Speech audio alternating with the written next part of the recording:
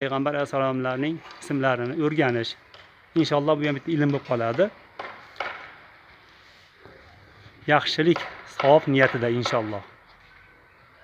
Ana bu yerdan mana bu fonlar yonib turganlar aslida bu syomkada shunday chiqyapti. Aslida unaqa pirpirab yonmaydi. Hammasi bir xilda ajoyib yoritib fon berib turadi.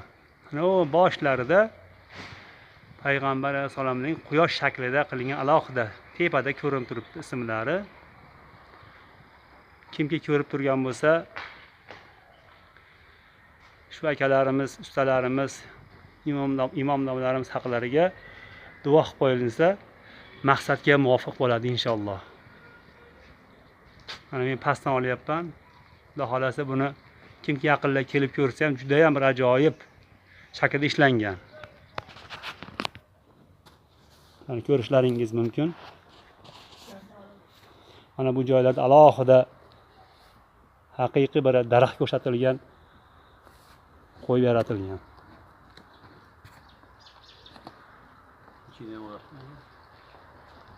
Mana bu yerda ajoyib xuddi go'yoki daraxt avval kesib tashalgan-ku, qoldiqlari qolgandek qilib sun'iy desak, sun'iy ham bas, jonliga o'xshatib qolingan. Usta akamizni ideyasi, g'oyalari asosida qilindi. Chunki akamiz inshaalloh men o'zim ham ko'p gapiraman. O'zida bir g'oyasi bor.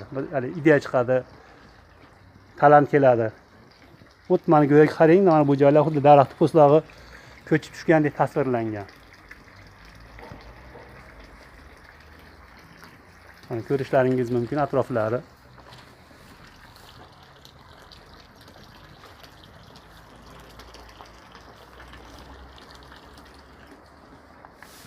Mana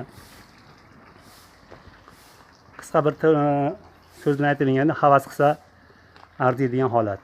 Ichlarini agar yorug'roq ko'rinsa, ichkarilarini bir olib ko'ra olamiz. Mana ichkari xuddi g'or shaklda qilib olingan. Mana bu ichlari, daraxtning ichlari.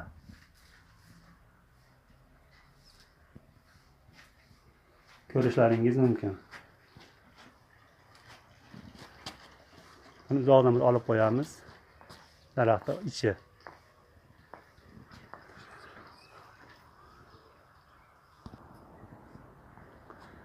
Mana ko'rib qolinglar.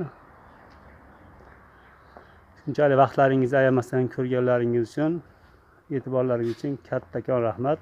Hammalaringizdan Alloh rozi bo'lsin. Assalomu alaykum va rahmatullohi va barakatuh.